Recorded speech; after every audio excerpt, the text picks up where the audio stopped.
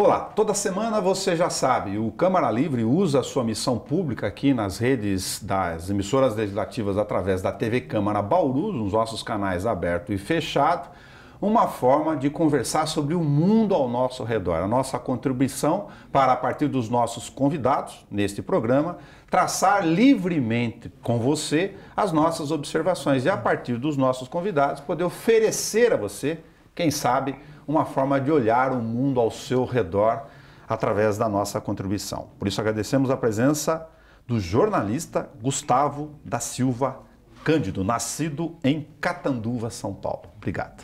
Obrigado, eu que agradeço. Gustavo, você viveu até pouco perto daquele típico jovem do interior que nasceu e ficou até os 17 anos numa cidade pequena, teve as suas procuras, escolhas, ajuda da família para desenvolver, achar seu próprio caminho. Milhares e milhões de brasileiros fizeram isso aqui, né? Os migrantes internos das suas procuras. Acabou vindo em Bauru, tal qual este apresentador, para fazer jornalismo, para fazer o pequeno recorte, mas eu não quero começar por isso. Lá, na sua primeira e segunda infância e adolescência, você certamente, como eu, como aqueles que nos assistem, tem uma memória afetiva de infância. É isso que eu quero lhe aguçar aqui de bate-pronto. Tem um fato, um objeto, uma passagem, algo que quando você olha para Catanduva, ou dos 7 ou dos 11 anos, é com você. Fala, puxa, isso por alguma razão me marcou, a gente quer saber. A infância, de um modo geral, é sempre marcante, né? Eu tenho 2 irmãos, eu morei numa rua que hoje é muito movimentada, mas era bem menos movimentada na época que eu era criança, que tinha muitas outras crianças. Então eu tive aquela infância da brincadeira na rua, de jogar bola, de ficar até tarde na rua, perto ali de casa, mas ter uma certa liberdade, ter uma liberdade de você ir, sair, brincar e voltar, e ter o horário para chegar, mas ter uma liberdade que hoje em dia a gente não tem. Então essa lembrança da infância feliz de criança é sempre agradável, assim. Brincar muito, jogar muito, ter muita companhia, assim, não só dos irmãos, mas dos amigos. Você tem uma filha? Tenho uma filha. Que idade? 18. Olha, nós estamos falando lá quase do mesmo perfil, de 18 anos nesse primeiro recorte. A tua filha, comparativamente ao filho da Dona Jo, ela teve essa brincadeira de rua? Não, de jeito nenhum. Tá vendo de jeito nenhum do pai aí? De jeito nenhum. Não, ela não teve, mas é muito engraçado porque, assim, é óbvio que hoje em dia a gente fala muito sobre a segurança, existe a questão da segurança. Eu acho que a gente protege ou super protege os filhos de uma maneira diferente. E não que eu acredite que hoje o mundo seja mais violento do que era antes. Eu acho que hoje talvez a gente tenha mais percepção da violência do que existia antes. Antes a gente tratava algumas coisas como se fossem comuns. Só falava assim, ó, toma cuidado com aquilo, toma cuidado com aquilo, toma cuidado com aquele tipo de pessoa, mas você tinha uma certa liberdade. Hoje a gente não tem mais. Acho que nos bairros ainda é possível ver, né, crianças com mais liberdade para brincar. Minha filha não aconteceu isso. Ela, apesar de eu nunca ter morado num condomínio, ela é o que a gente chama de uma criança de condomínio, né? Foi criada bem fechada, os amigos são os amigos da escola, as saídas sempre foram muito assim, tá na casa de pessoas que eu conheço, fazendo atividades que eu conheço, uma coisa um pouco mais controlada, né? E fora o fato de que hoje também, aí não penso que isso foi algo tão ruim para elas, assim, as crianças hoje também são mais fechadas por conta da tecnologia, né? Então, elas criam um universo ali dentro, hoje em dia do quarto, né? Que não precisa nem ser do quarto, né? Se você está na mesma sala do que um jovem hoje, ele está com uma telinha na mão. Então ele está dentro de um universo particular, né? O seu Dirceu e a Dona Jo cuidaram, de certa forma, das cercanias ali, falando das simbologias geográficas, né? E dos medos não aparentes, né? Daquilo que eles tinham de percepção. O Gustavo, não analógico e digital, já teve cuidado da cercania do quarto, porque o mundo da bolha do acesso lá à sua filha e ao seu redor estava muito mais expandido, o desafio do tempo contemporâneo. Com certeza, geograficamente ela está num espaço menor e controlado, por outro lado ela tem acesso a muito mais coisas do que eu tinha, do que eu jamais tive.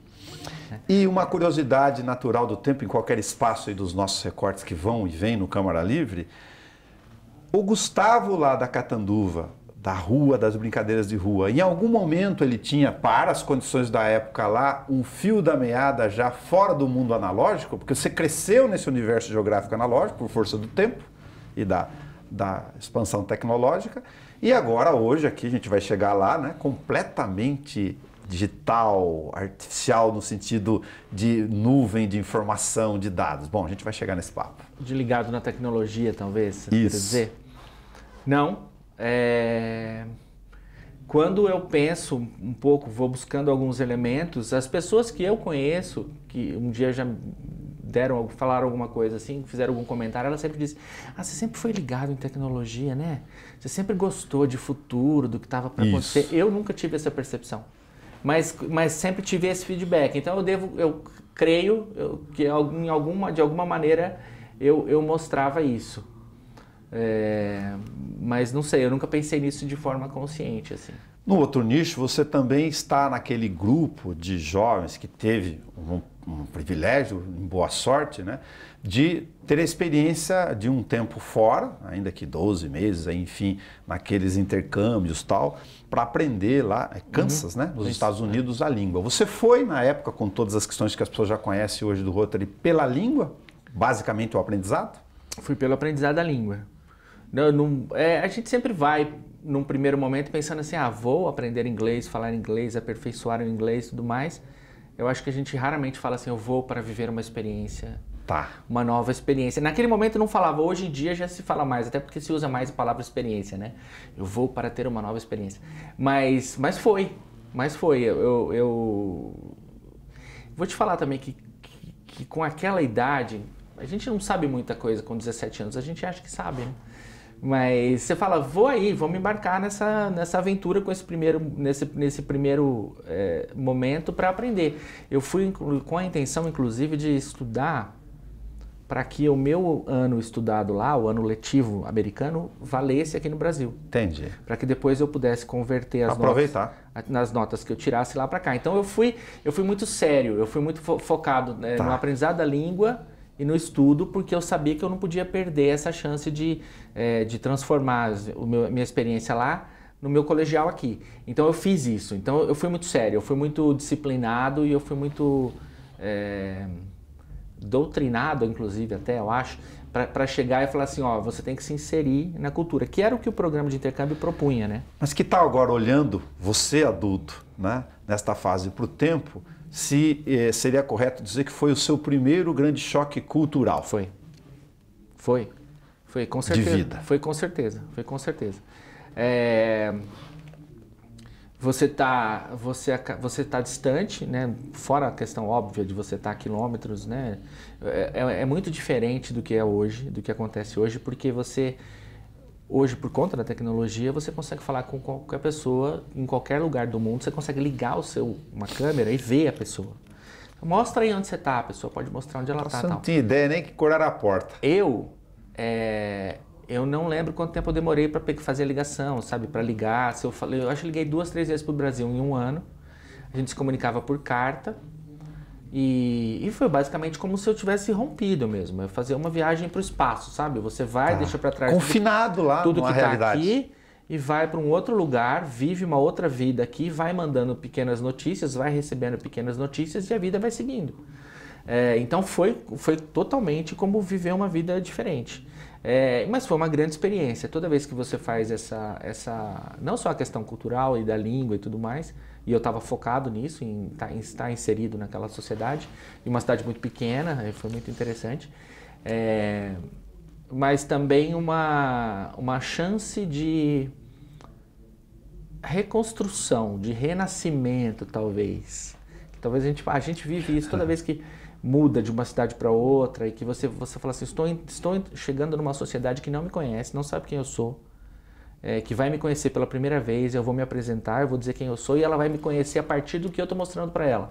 Ela não vai me conhecer a partir da minha mãe, do meu pai, do meu histórico de escola, do que outras pessoas vão dizer, do que o meu sobrenome significa ou não. Porque em cidades pequenas, no interior principalmente, você é o seu sobrenome, você é quem é o seu pai é, quem a sua mãe é, quem o seu avô é, quem a sua família é.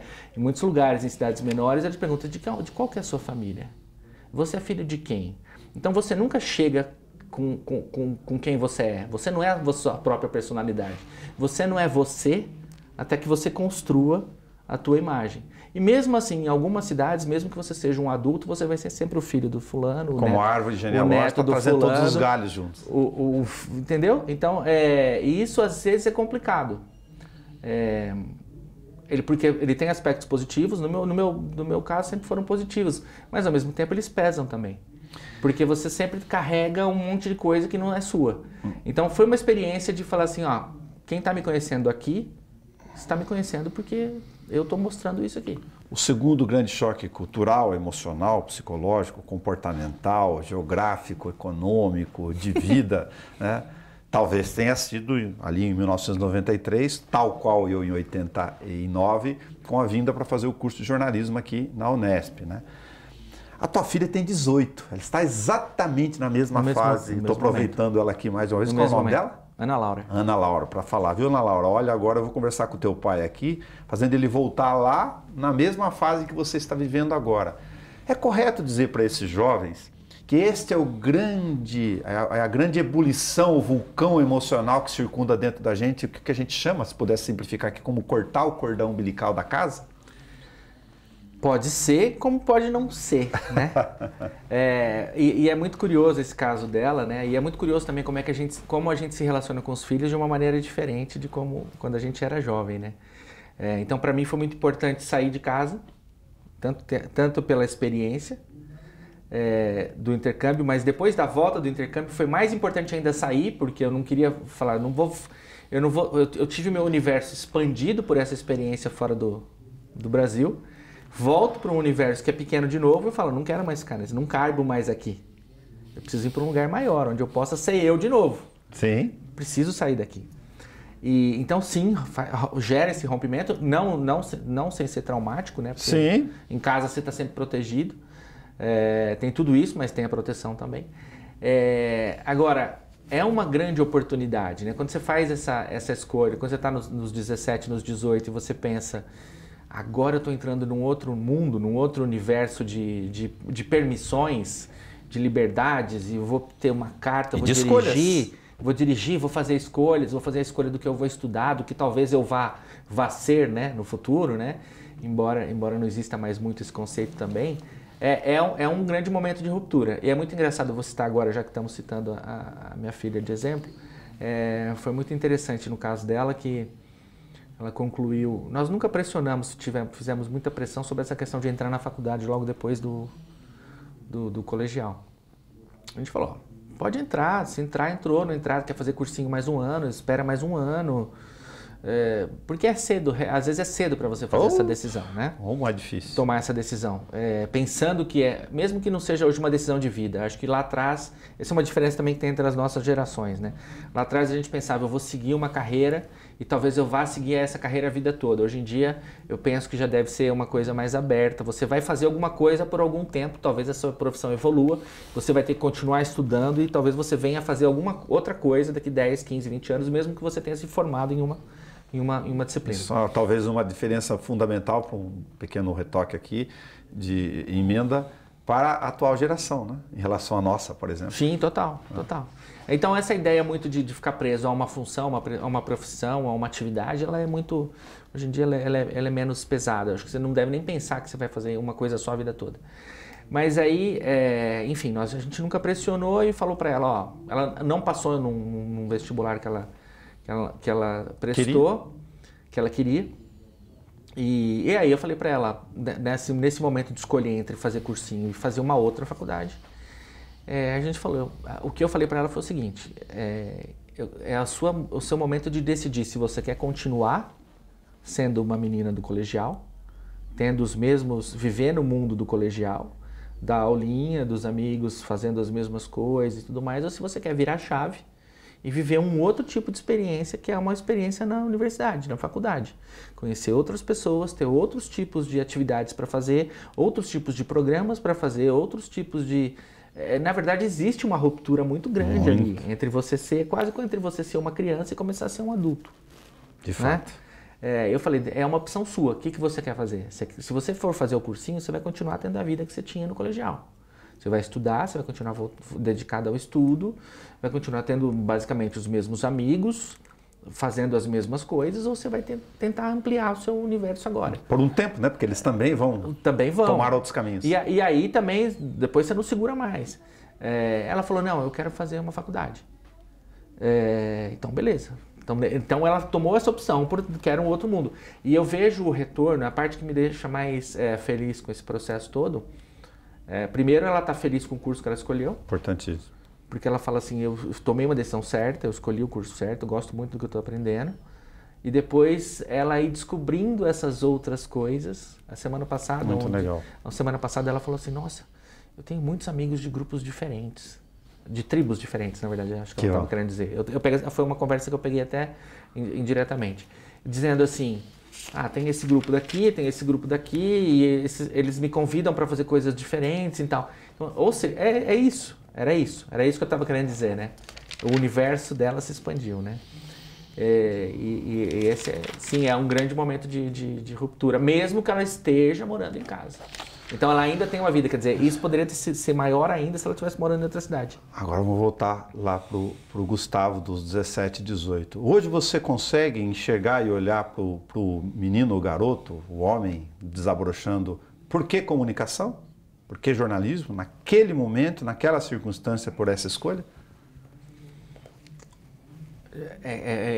Talvez seja como a questão da tecnologia. Hoje, quando eu olho, eu identifico pontos que fazem sentido. Tá. Mas na época eu não tinha essa consciência. Entendi. Então, assim, porque quando você está fazendo jornalismo, sempre tem aquela coisa, você era aquele que escrevia boas redações na escola? Sabe, tem sempre essa pergunta. Eu falo, não, eu não era aquele que escrevia boas redações na escola. Que lia o bom texto na oratória do jogral, mas eu era aquele que quando tinha que ler um texto em público, a pessoa falava assim, ele lê bem, chama ele. Tá. Mas eu não tinha percebido isso. Tá. Eu fui um adolescente que escrevia cartas, eu sempre escrevi muitas cartas, tinha pessoas que eu conhecia que escrevia cartas. Principalmente depois que eu mudei também continuei escrevendo cartas. Quando eu viajei, eu escrevi muitas cartas enquanto eu estava um ano fora. Eu descobri, por incrível que pareça, escrevendo cartas, que eu tinha habilidade para escrever. Que habilidades, porque só para fazer a contribuição para registro, eu ia na igreja, né, e tinha uma timidez gigantesca para falar, ler a leitura lá da missa, né, de formação católica. Mas se desse o violão, cantava sem a timidez. Vai explicar. E é natural, né? Você não percebe isso, talvez não é consciente. Não é consciente, exato. Eu percebi algum tempo depois que aquele processo da escrita, de elaborar uma carta... Estava nas cartas, de elaborar uma carta, ele incluía uma coisa que é o que me fascina até hoje no processo de escrita, que é a escolha da palavra. A escolha da palavra e o sentido que ela vai dar naquela frase. Que bom. Você escrever um negócio, você fala assim, a pessoa quando ela lê isso, ela vai interpretar desse jeito. Ótimo. Se eu mudar aqui, ela vai interpretar de outro jeito. E a forma do texto junto com a palavra vão formar essa receita. Esse parágrafo está muito bom, mas se eu falar sobre isso agora, eu não vou conseguir falar sobre isso aqui. Então eu vou deixar esse parágrafo aqui do lado. Depois eu vou inserir ele em outro lugar. Então esse processo de edição, que foi acontecendo naturalmente, num processo de escrever uma carta, e eu escrevia longas cartas, eu descobri que depois que eu gostava de escrever texto. Gustavo, eu tenho consciência do que eu vou fazer agora no recorte, que o Câmara Livre é um pequeno recorte, né? Que pode ser meio esquizofrênico, usando a expressão aí dura, para quem está lá. Mas a hora que você me falou isso, de escolher a palavra certa, o formato da frase, você está falando exatamente agora com o Gustavo adulto para mim, e você, por favor, tenha o seu convidado aqui, da diferença entre elaborar conteúdos e a inteligência artificial. O robozinho não vai fazer isso. Não vai. O robozinho, o que vai acontecer o robozinho ele não tem emoção. O robozinho ele pode ter todas as informações do mundo. E eu estou falando de todos os tipos de robozinho. É por isso que eu sou um pouco reticente. Eu olho com curiosidade e até aplaudo, acho que vai ser útil para alguma coisa, quando eu vejo o desenvolvimento da tecnologia nesse sentido, não só da produção do conteúdo de texto, Mas assim, o robô que cria pinturas, cria imagens lindas. O robô que faz uma escultura a partir do molde que eu coloco no lugar, ele me faz uma escultura perfeita e tudo mais. Ótimo, ele pode fazer tecnicamente, ele pode executar operacionalmente uma tarefa a partir de uma programação que um humano precisa fazer, certo? Ele pode fazer isso, mas não tem emoção por trás. Não tem emoção. Porque quando eu estou vendo uma obra de arte, uma escultura, eu não estou vendo a escultura pela perfeição, eu estou vendo pela emoção do artista que construiu aquela escultura com base em alguma coisa que ele estava sentindo, alguma referência que ele teve, alguma inspiração, alguma intenção que ele teve ao produzir aquele objeto. E existe toda uma história por trás que não é o objeto. A mesma coisa para uma pintura e a mesma coisa para um texto. Um texto não é só o que está escrito. Olha que palavra Com certeza, um texto não é só o que está escrito. Falando sobre escolha de palavras, olha que palavra densa, né? Robusta, forte, profunda. Inteligência, aí artificial. Então você está falando que uma coisa é automatizar, a outra coisa é o pensar. Com certeza. E criar. Com certeza, com certeza. E criar... se a gente for pegar no conceito da palavra, você vai falar assim, não, mas ele está criando também. Não, está criando, com certeza, ele está criando alguma coisa. A questão é a qualidade dessa criação versus a qualidade de outra criação, que é a emoção. Que é o que está por trás. Que é o que está por trás. Porque no fundo é isso. Por que uma obra sobrevive? Por que um texto é mais poderoso que o outro? Porque tem alguma coisa que não é só o texto. É a intenção daquele texto.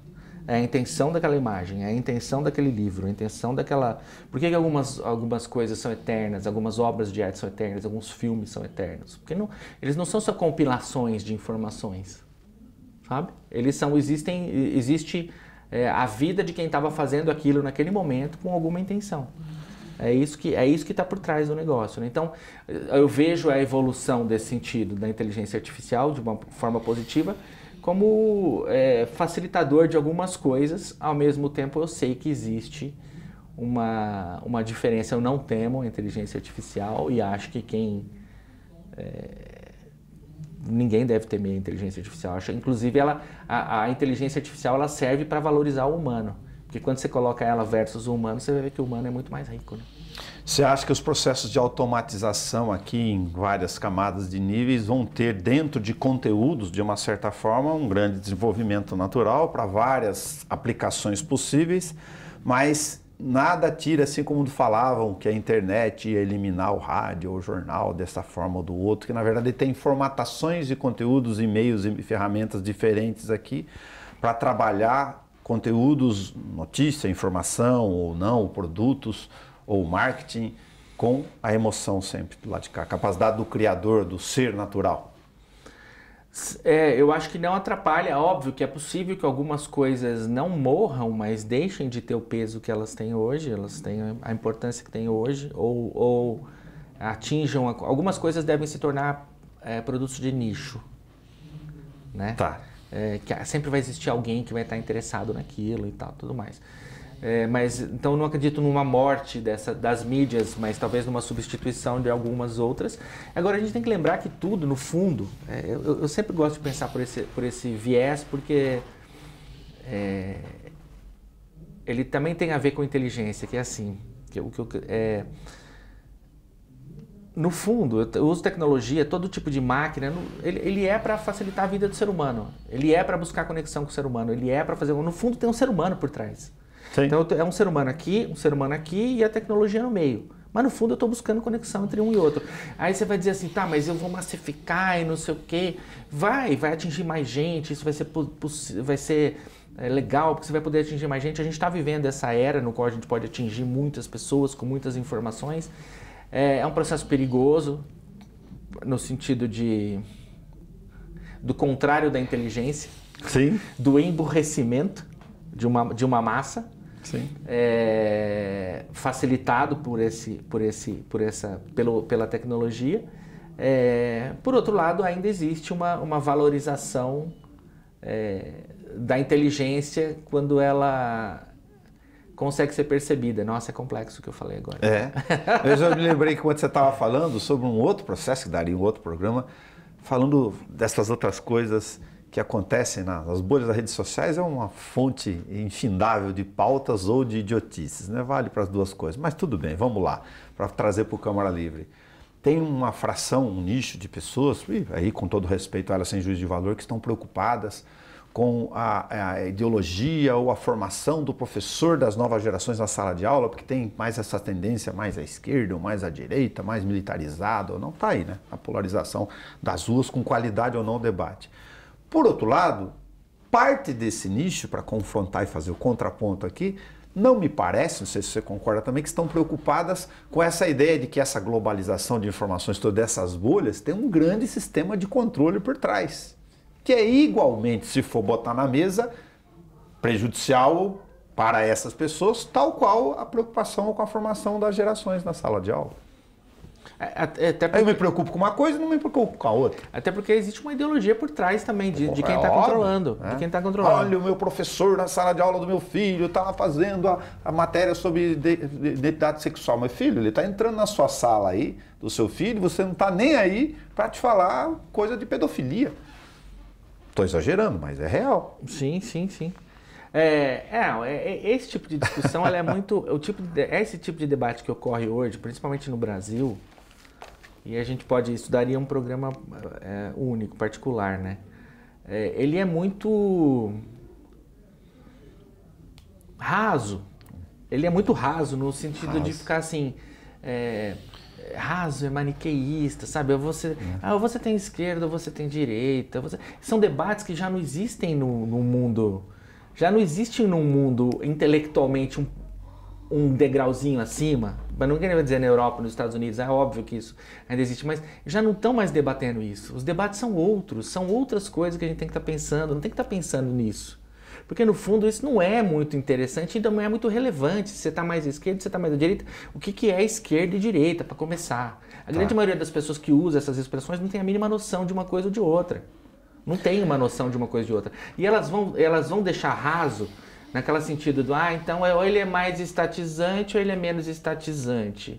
Sabe, são discursos bobos que já não existem mais em discussões acadêmicas, em discussões políticas sérias. Na Europa e nos Estados Unidos não existe mais isso. Não é um problema você falar assim, eu sou de esquerda nos Estados Unidos, o Obama é centro-esquerda, sabe? Governos europeus são socialistas e comunistas e assume o primeiro-ministro, cai o primeiro-ministro e não muda o país. Ninguém invade a casa de ninguém na França porque o primeiro-ministro é socialista, sabe? Então, esses conceitos muito bobos que são discutidos no Brasil ainda, eles já não existem lá fora. Mas as pessoas elas se preocupam com isso por quê? Porque essa comunicação massificada, emborrecedora, ela toma o espaço que deveria ser usado com melhor qualidade, né? O grande lance nisso está na questão de que a gente achou, lá atrás se achou que a internet ela democratizaria o acesso das pessoas à informação e que isso tornaria as pessoas mais informadas, mais inteligentes no sentido de buscar informações seguras, corretas, tornaria as pessoas mais cultas, vamos dizer assim. O que aconteceu foi totalmente o contrário, né? Você ampliou a possibilidade da pessoa buscar informação, mas você também ampliou a possibilidade de informações... Você ampliou o acesso, mas ofereceu quantidades e qualidades... Mas ofereceu quantidade sem nenhum nível de crivo. Então você deu muito acesso e muita informação que não tem respaldo, entendeu? Sim. Então hoje em dia surge qualquer um, cria um site, cria um blog, cria um canal no YouTube, começa a falar um monte de baboseira e um monte de gente segue. E um monte de gente acredita que aquilo é verdade. Aí o cara sem informação nenhuma, pega uns caras que não tem base nenhuma e quando eu estou falando formação, base, eu estou falando porque a ciência ela não existe porque alguém pegou a ciência no sentido amplo. Sim. Ela não foi criada porque alguém falou, vamos criar a ciência. Não, era porque precisava organizar o conhecimento, precisava criar um método de como organizar esse conhecimento, precisava dizer assim, olha amigo, se você quer se você quer provar uma tese, você escreve sua tese vai ser publicada, sua tese vai ser avaliada por outros pares, ela vai ser publicada, todo mundo vai poder ler, ela vai poder ser criticada, ela vai poder ser aproveitada. Depois de um certo tempo ela vai ser aceita ou não vai ser aceita, mas existe um processo para isso. Perfeito. Então, quando eu digo que uma coisa é uma coisa, quando a ciência diz que um fato é um fato, esse fato foi estudado, foi comprovado, passou por um método para que eu fizesse a afirmação para dizer assim, olha, a vacina funciona. Há um método científico que diz, na ponta, a vacina funciona. O fulano de tal, lá de não sei onde, diz que não funciona porque ele é formado em corte e costura, com todo respeito a quem pratica corte e costura, e falou que não funciona a vacina. Aí ele cria um canal no YouTube e um monte de gente começa a seguir o cara e acredita no cara. Então, é complicado você debater isso, mas isso acontece. Sim. Preciso fazer um outro recorte, que é sempre o recorte do Câmara Livre, né? E aí a gente vai navegando aqui na nossa conversa. Como o Gustavo, de usos, costumes e cultura, totalmente de tal hoje, depois eu vou voltar na outra virada de chave, né? Dos choques e escolhas culturais e de comportamentais na sua vida, lida pessoalmente, consciente ou inconscientemente, com o tempo que você dedica a si, lógico, a sua família, aos seus negócios, seus amigos e relações, e essa dependência digital, porque é a base do teu trabalho. Aliás, é a base do que você gosta, inclusive, não tem nenhum problema com isso. É complicado. É complicado. Principalmente trabalhando em casa, né? Principalmente no home office. Mas não só isso. E essa semana eu estava pensando numa coisa muito interessante em relação a isso. É difícil, eu gosto muito, eu sempre quis. Essa outra percepção que eu só tive depois, viu? Que eu estive que eu me inseri nesse mundo. Quando eu estava trabalhando no jornalismo normal, diário, quando nós éramos companheiros de trabalho, eu gostava muito de observar as agências de notícia. E eu olhava, abria na minha tela várias telinhas da agência de notícia e via aquelas notícias aparecendo o tempo todo. E eu lia tudo que aparecia. Teve uma época que eu editei o Nacional, eu lia exatamente todas as notícias que aconteciam no Brasil. Eu saía pesado do jornal, loucura, porque eu tinha né? muita informação. Primeiro porque não cabia tudo no jornal, e depois porque eu acabava sabendo de coisas que às vezes eu não queria saber. Você sabia de crimes absurdos que aconteciam pelo país e tudo mais. Violência e tudo mais, você acaba ficando assim, um choque de realidade muito grande. Mas naquele processo todo me encantava, porque eu falava assim, eu queria trabalhar com uma coisa que me permitisse ficar online o tempo todo e saber de tudo que está acontecendo o tempo todo, sabe? Quase uma onisciência. E você trabalhar online é isso, né? Dependendo do... eu já trabalho com 2 telas, mas eu queria outra tela já.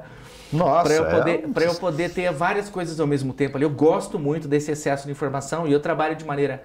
A maneira como eu trabalho naturalmente é um pouco caótica, não recomendo. Tá. Mas é assim, eu estou fazendo um negócio aqui e às vezes eu paro e faço outro aqui. E às vezes eu paro e volto e termino esse aqui. Às vezes eu paro e faço outro. Então eu faço várias coisas ao mesmo tempo. Ixi, os nossos companheiros vão dizer que a gente não tem essa habilidade cognitiva. Eu vivo dentro de você e falo, depende, não é bem verdade. Não, é verdade. Eu faço várias coisas ao mesmo tempo e literalmente ao mesmo tempo. E o que eu não gosto muito é de conversar enquanto eu estou trabalhando. Por exemplo, o WhatsApp. Por exemplo, o WhatsApp é uma ferramenta que me atrapalha profundamente. Eu prefiro... Parei para escrever, eu deixo lá. Eu prefiro assim, tipo, fala comigo agora, marca um horário, fala comigo e depois não fale. Porque senão eu não consigo me concentrar nessa minha maneira de trabalhar. Mas gosto de fazer várias coisas ao mesmo tempo. E gosto muito desse processo. Quis muito sempre fazer esse processo de trabalhar online. Só que ele suga. Né? Ele suga muito. Só que, então aí voltando, trabalhando em casa, convivência com a família, tudo mais, é difícil. Às vezes eu tô parado, já parei, falei assim, acabei, agora não estou mais trabalhando. Eu tenho vontade de falar assim, preciso voltar lá agora. Por isso eu desligo até o computador para não ter essa possibilidade de voltar e o computador tá ligado e eu sentar e fazer mais alguma coisa, né? Mas eu tenho muito que equilibrar isso, gosto. O que eu consigo equilibrar, que eu consigo administrar é o celular. Esse eu realmente consigo não olhar. Até por conta dessa história da conversa. Sim. Então chega um horário, eu gosto muito assim, eu acho que a gente tem que educar o cliente, educar o público. Não responda a partir de tal hora, e isso tem um pouco a ver com o Gustavo lá de Catanduva. Lá em casa a gente tinha umas regras que era uma coisa assim... Você não atende o telefone na hora do almoço, porque ninguém te liga na hora do almoço. Eu ia falar da hora do almoço para você. Ninguém te liga na hora do almoço. Uma pessoa que te liga na hora do almoço é uma pessoa sem educação. Uma pessoa que te liga depois das 9 horas é uma pessoa sem educação. Porque ela não percebeu que depois das 9 não se liga para ninguém. Então você sabe que depois das 9 era algo só muito urgente que alguém ia te ligar. É claro que isso não vale. No jornalismo... Então tinha algumas coisas, sabe? A pessoa não toca na sua casa. Eu digo de relações de vida, do dia a dia normais que a gente está tratando. Então, por mais que assim, eu tenha entendido que as coisas mudaram, eu ainda tenho algumas coisas que eu falo, realmente, eu preciso ler. Você tem o compartimento ali dos tempos relacionados ao seu hábito de vida. Eu vou falar sobre produtividade, eu quero entrar, mas vou fazer uma sequência no que eu estou te dizendo. Horário às vezes de manhã eu estabeleço assim, não, só vou responder minhas coisas a partir das 8. Em alguns casos específicos, por questões profissionais, às vezes 7 horas, 8 horas, para algumas pessoas, por questões profissionais, às vezes eu consigo falar, eu começo a falar um pouco antes disso, mas eu estabeleci que vou falar com clientes a partir das 8, para o cliente entender que eu não estou trabalhando antes das 8. Ah, mas Gustavo, hoje, porque o concorrente, se o meu concorrente quer trabalhar antes das 8, é problema dele. Eu estou estabelecendo que eu não sou essa pessoa. E vou trabalhar até tal horário, e vou trabalhar até tal horário, e vou trabalhar de segunda a sexta. Ah, mas o pessoal está trabalhando até sábado, porque está trabalhando até domingo, porque... É uma loucura. Boa sorte, então, para vocês podem ter seu AVC com 50 anos aí, tá? De fato. Com prazer. Eu acho que a gente tem que estabelecer isso na vida, né? De novo, eu já passei dos 50. Se eu tivesse 20, talvez eu pensasse diferente. E aí, eu quero só entrar na questão da produtividade, porque fala-se muito, e tem muito a ver essa questão do digital, né? Isso gerou, o digital quando ele chegou, e a gente que fez essa transição do analógico para o digital, ouviu muito essa onda que chegou com essa história, muito vindo dos Estados Unidos até. A produtividade, você tem que fazer mais rápido, você tem que fazer em menos tempo, você tem que fazer mais em menos tempo, você tem que dar mais resultado, porque o negócio é voraz, porque senão você vai ser derrubado pelo não sei o que. Eu entendo tudo isso, acredito que realmente exista, realmente a velocidade da realização das coisas no digital é muito maior do que era no analógico, então ele exige uma velocidade maior, só que eu pergunto assim, cadê a tua produtividade quando você pensar em vida? Opa, mas aí tem a geração que a gente está falando aqui, que é dos nossos filhos, né, muito talvez do que a nossa, que estão lá, estou atribuindo a estudos que já apontam o seguinte, talvez eles estejam, aspas aqui, né, mais evoluídos com a gente com isso, nesta aflição, porque a nossa geração, segundo também as pesquisas, estão lotando mais os consultórios de psicologia e psiquiatria, tomando esse Talopram, eu mesmo já estou dando o nome por causa disso, gatilho de crise de ansiedade. E eles já estão se dando o direito, apesar de a gente acharem uma parte tão analógicos assim, falando, não, peraí, o meu mundo, as minhas escolhas, a flexibilidade são maiores. Eles já são outra geração. Nós somos uma geração que sofreu, eu entendo tudo isso, e eu faço parte disso também, e preciso controlar emocionalmente algumas questões, porque você tem que lidar com essa questão. Eu procuro ser, diante desse universo, eu procuro ser a pessoa que vai quebrar o ponto. Se eu estou cercado de pessoas ansiosas, eu tento ser o não ansioso. Boa. Certo? Porque senão não vai dar certo. Senão, a gente não consegue conversar com uma pessoa no WhatsApp. Você fala oi, a pessoa te faz uma pergunta. Você está respondendo a primeira, ela está te fazendo a terceira. Você está respondendo a segunda, ela está fazendo 4 ou 5. A conversa não anda. E por do erro da crise da interpretação do escrito. Não, total. Então, assim, eu falo, você não pode esperar um pouquinho? Espera um pouquinho, espera eu responder, depois você faz a tua pergunta de novo.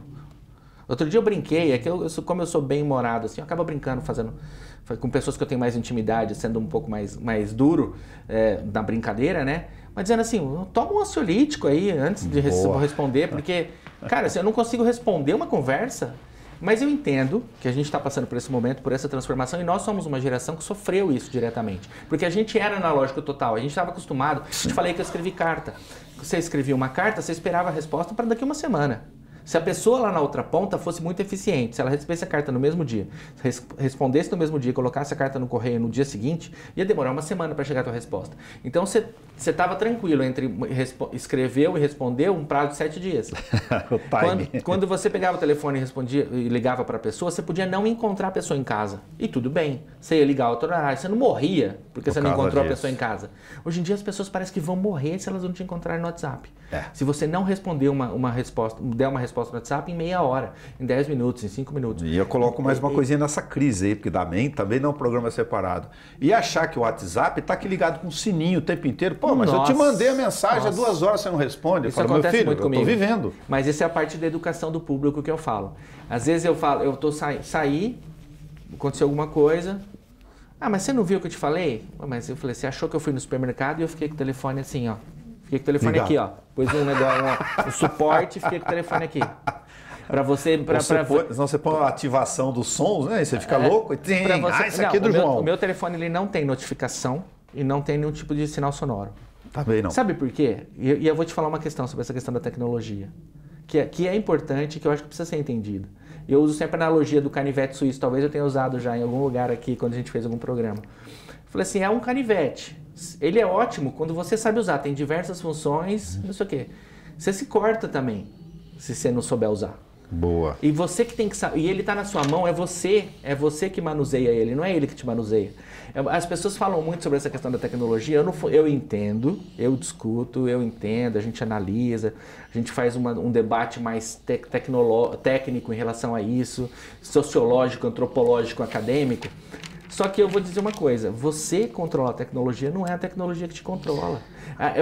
Desde sempre. Ah, mas é porque agora nós temos, antes a gente não tinha o acesso a isso, ótimo, antes a gente não tinha. Então agora a gente tem. Como é que você vai usar isso para o seu benefício? Por que a rede social? Ah, eu vejo a rede social, tenho muita ansiedade porque eu vejo a rede social. Então para de ver. Boa. Sabe? A pessoa fala assim, um dia eu tinha uma discussão no Story, uma discussão com uma pessoa Desculpa, querida. como o cara que reclama do canal X ou da novela do programa Muda. X, fala, mas o controle tá na tua mão. Muda de canal. Ah, mas ele tá mostrando... Não gosto muito do que esse canal tá mostrando. Muda de canal. Não gosto do que o outro tá mostrando. Muda de canal. Não gosto do que nada tá mostrando. Desliga, vai chupar laranja. Vai no YouTube, vai ler um livro. Eu gosto muito da resposta vai ler um livro, que eu acho que é uma coisa que se faz muito hoje em dia. Boa. Muito pouco. E que as pessoas deviam fazer mais. Vai ler um livro, pô. Em vez de pegar o telefone... Mas preciso lhe recortar, tá? Por causa da questão do tempo aqui. De novo, o tempo nos sufocando do Câmara Livre. Mas qual que é a tua catarse, então? A sua, pessoal. É o livro? Porque você tem essas tentativas de controle todo? Sim, tem sido livro no último ano e meio, 2, depois da pandemia. Tá. Porque eu falei... Antes era o cinema, houve um momento em que era o filme, era o cinema. Gosto muito também, só que tô um pouco cansado do cinema, porque ele tá muito... O cinema empobreceu muito. Tá. Não, se você... Quem está gostando de cinema não vai... Quem gosta de cinema vai concordar vai com se você? ofender. Mas assim, não, existem filmes bons, mas o cinema americano morreu, né? Acabou. Banalizou, as histórias são fracas, são pequenas, elas são pobres. Você tem que buscar cinema europeu, você tem que buscar séries. As séries hoje são mais interessantes que os filmes. As séries são muito mais interessantes. Pega a Netflix, tem um monte de série maravilhosa ali. Na própria Netflix, todos os sistemas de streaming têm séries que são muito boas, melhores do que filmes. Eu acho que o cinema banalizou por uma questão comercial. Tá. Comercial. Hoje em dia, cinema é uma coisa de adolescente. É feito para criança e para adolescente, cinema. Cinema para adultos é filme europeu. Que tem algum tipo de inteligência, que tem algum tipo de roteiro que não é previsível, tem algum tipo de história que você vai aprender alguma coisa com aquela história, vai te enriquecer de alguma maneira. Então você vai assina o MUBI. Eu assisti de novo só para assina o MUBI. As minhas intervenções te atrapalhando. O Poderoso Chefão de novo, já assisti pela 50ª vez. E meu filme favorito. Puta, que genial, porque eu fico prestando atenção na forma como o cara reagiu na frase. Eu acho que o Poderoso Chefão é o melhor filme já produzido em todos os tempos. Que legal. E ele tem essa capacidade de ser um filme muito popular. Ele é um blockbuster, é um hit. Ele na verdade, é um ícone cultural, né? E ele também é, cinematograficamente falando, um filme perfeito. Assim, se você falar assim, vamos analisar só a fotografia do Poderoso Chefão? Não combinei não, viu? Você tem aqui de bate-pronto. Vamos analisar, talvez você nem soubesse que é meu filme favorito. Não sabia mesmo. Vamos analisar só o roteiro, vamos analisar só a interpretação, ele não tem problemas, ele não tem defeitos. É óbvio, né, que eu já vi tanta coisa, eu já vi tantos extras, já vi tanta entrevista sobre o Poderoso Chefão, tenho tanto livro do Poderoso Chefão, que eu sei onde ele tem pequenos probleminhas, mas são coisas que você não percebe. Legal. Então assim, e outra, ele durou o tempo, né? É um filme que ele durou o tempo. Esse é um verdadeiro clássico. Poxa. Ele tem 50 anos. É um filme que foi lançado quando... Tem 51 anos agora. 51 anos, por isso que você chegou. E ele é um filme que ele é perfeito até hoje. Tem nossa idade, mas, enfim. Gustavo. Hã? Tem nossa idade, o filme tá... Tem nossa idade. São meio século ali. Inclusive, tem uma série na Paramount Plus que chama The Offer, que conta a história de como o filme foi produzido. Mas tudo bem. Tá. Eu vou anotando aqui, viu? Eu dizia que antes o cinema era a minha maneira de fugir um pouco. Hoje em dia os livros eu tenho recorrido mais aos livros. Eu leio vários livros ao mesmo tempo de vários assuntos diferentes. Então eu tenho uns 10 atualmente em andamento. É a mesma lógica das telas. Então às vezes eu leio um pouquinho de um, depois às vezes eu leio um pouquinho de outro, às vezes eu leio um pouquinho de outro. Quando engrena mais a leitura de um, acabo, aí pego o outro, enfim. Eu refiz a minha biblioteca na pandemia, eu vi tudo que eu tinha lá, tirei tudo que eu não queria, tudo que eu não ia ler e comecei a reconstruir ela com tudo que eu queria ler. E aí eu falei, eu já estou pensando, aí é curioso o que eu vou te falar, mas quando você está com 50, você já está mais perto do fim do que do começo. Querendo escolher. Não, vamos ser racionais, tem que ser racionais, a gente tem que ser racional. E eu falo assim, o que eu quero daqui pro fim? Eu não posso mais perder tempo lendo livro que não é importante para minha vida, vendo filme que não é importante para minha vida, fazendo coisas que não são relevantes para o futuro. Então eu tenho pensado nisso. Tem um critério de seletividade aí. Você vai se tornando mais seletivo, você não vai tomar cerveja porcaria, você toma uma cerveja boa, você vai tomar vinho. Pô, para que serve a experiência na vida? Você vai aprendendo coisas para que ela se torne cada vez melhor. Boa. E aí eu pego os livros e eu pretendo escrever também. Escrever, esse é o meu objetivo um dia. Eu tenho vários temas. Mas um livro? Livros. Tá, livros. Que bom. Eu pretendo deixar algum tipo de... O meu grande objetivo... Eu tive essa experiência, hein? Muito legal. O meu grande objetivo... Não é o grande objetivo, mas um dos objetivos é deixar algum tipo de trabalho que possa ser útil, algum tipo de trabalho intelectual, algum tipo de obra que possa ser útil para alguém no futuro. Não importa qual que seja o tema, eu tenho várias coisas em andamento. Tem das mais técnicas que envolvem marketing... varejo, comunicação, enfim, alguns assuntos com os quais eu tenho trabalhado. Há outros, a ficção pura e há outros temas que me interessam também. Então os livros hoje em dia eles são a minha diversão, vamos dizer assim. Embora seja muito difícil também dedicar um tempo a eles, mas tudo uma questão de disciplina, né? A gente falou de tempo convivendo com o tempo inteiro aqui, e o Câmara Livre nesse aspecto particularmente aqui, da minha fração de segundos, um recorte muito gostoso de fazer exatamente por isso. Se eu quisesse montar um briefing com o Gustavo, pela própria natureza dele e dos outros convidados, como toda surpresa de todo bate-papo, eu não teria condições de fazer isso e teria que fazer vários programas, o que é muito interessante nessa troca de fragmentos, de recortes de experiência. E acabei nisso nem falando, por exemplo, na trajetória que às vezes a gente percorre, que às vezes não percorre, de que num determinado momento da vida do Gustavo, ele trocou a chave do analógico de fato, porque hoje ele tem 2 empresas de comunicação que trabalham uma conteúdos e outra estratégia, se eu puder resumir assim.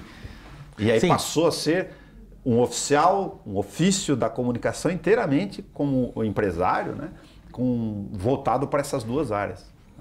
Sim, e elas são complementares e eu tenho muito prazer nas duas, né, em atuar nas duas fontes. Ela está bem relacionada com o que eu estou dizendo, inclusive com essa questão da produção de algo para o futuro. Entendi. A produção de conteúdo menos, a produção de conteúdo é mais pelo prazer Você tem o imediato, né, da as demandas construção naturais. do conteúdo mesmo, né? Eu acho que foi natural pela formação do jornalismo migrar para a produção de conteúdo digital, né? Para aprender essa nova maneira de se comunicar numa nova mídia. Na verdade, aprender a maneira de entregar o conteúdo em outra mídia, certo? Entendi. E eu tenho um prazer também no processo de ensinar isso. Trabalho com uma equipe de algumas pessoas que eu tenho o prazer de ver a pessoa também se desenvolvendo nisso, sabe? Colegas jornalistas que não escreviam para o digital começarem a escrever para o digital. Isso é uma coisa. Agora, a questão da estratégia, eu tenho um prazer muito grande não só no processo de descobrir isso, de descobrir como isso acontece, como viver no ambiente digital, como as empresas migram para o ambiente digital e todas as possibilidades, todas as portas que ele abre, que são incríveis, ao mesmo tempo também educar o mercado em relação a isso. Esse processo, no fundo, se você talvez for pescar algo, não usei a palavra, mas no fundo talvez eu devesse ser professor em algum momento. Eu devesse ou quisesse. Entendi. Ser um passador de conhecimento. Talvez a minha ida para a comunicação, o meu trabalho no jornalismo esteja relacionado a isso de uma maneira muito inconsciente. Mas o meu grande prazer é saber alguma coisa e transformar e colocar isso num formato que eu possa entregar para alguém e que ela possa aprender. Isso que eu acabei de aprender. Legal. Esse saber. E mais ainda é talvez entregar em formatos diferentes. Gustavo da Silva Cândido, esta é a boa aflição sem muita angústia, porque a vida nos ensina a trazer outras trajetórias e conversas do Câmara Livre. Muito obrigado por ter feito o recorte para a gente. E como tem sempre uma ansiedade natural de um monte de coisa que eu quis dizer ou não te dei oportunidade, se tiver alguma nesse momento, por favor, fique à vontade. Passa rápido, né? Quando a gente começa a falar, eu sempre começo a falar... Parece que estava há 10 minutos, né? Parece. E eu sempre tenho a impressão que eu começo a falar e as telas vão se abrindo e eu começo um assunto e eu passo para outra, depois eu passo para outra. Não. E quem está assistindo pode dizer assim, nossa, mas ele estava falando de tanta coisa. Nós abordamos muitos assuntos diferentes aqui, né? Às vezes só as telas se abrem mesmo. Às vezes só pincelamos alguns pontos de vista que podem ter parecido incompletos ou ter ficado incompletos. Mas enfim, a gente pode, uma das possibilidades que a tecnologia, por falar nisso, que acabou permeando todo o nosso programa aqui, permite, é que a gente entre em contato com as pessoas que a gente está assistindo, né? Que essa é uma grande vantagem que a gente não tinha no passado. E mais do que isso, né? Como o Câmara Livre está rodando na imagem e no sentido do tempo, se assim Deus nos permitir, logo em breve a gente vai poder ouvir este mesmo programa que está lá no arquivo e refazer ele no tempo, do seu tempo depois. Talvez, seria muito interessante. Eu faço isso com o Câmara Livre. Quando eu vim para cá eu pensei assim, nossa, é possível que o que eu vá dizer aqui hoje seja um ótimo registro histórico, para que no futuro alguém veja e fale, nossa, esse cara falou isso. Mas que também seja uma coisa marcada pela data mesmo, né? Que a gente possa depois olhar e falar, olha como eu evoluí, né? Olha como... Sim. Né? Acho histórico também esse momento, estar aqui, né? Ser com você, essa conversa, ser bem bacana. E é isso, eu acho que estamos em evolução constante. E eu tenho certeza, eu sempre falo assim, né? Isso é uma coisa que eu talvez valha a pena deixar registrado aqui. Eu sempre penso que eu sou diferente da pessoa que eu fui ontem, sabe? Esse processo do aprendizado para mim, e é uma coisa que às vezes é difícil eu olhar para algumas pessoas e falarem assim, mas você já não aprendeu que é assim que funciona? Quando é que você vai mudar seu comportamento em relação a isso? Porque você já aprendeu que é assim, né? Eu sempre considero que eu estou aprendendo coisas e que eu estou mudando, eu estou aprendendo coisas e eu estou mudando. Então eu sou diferente da pessoa que eu era no passado, eu vou ser diferente da pessoa que eu vou ser o ano que vem e eu espero que eu estar evoluindo de uma maneira positiva. Muito obrigado por ter vindo aqui bater papo. Eu que agradeço. Tá vendo? O Câmara Livre conversou com o Gustavo Cândido de Catanduva, que eu conheci na fila dos bichos da Unesp de 1993. Só para registrar que também estamos gravando no final de julho de 2022, que a gente também registra isso como um documento histórico da nossa proposta aqui de missão pública de falar sobre a vida. E quem diz que a vida não pode ser uma analogia do canivete suíço? Lógico, de forma metafórica ou prática, você tem várias ferramentas disponíveis e às vezes você não sabe ou nem quer ou nem tem ideia de como usar cada uma delas para o seu dia a dia.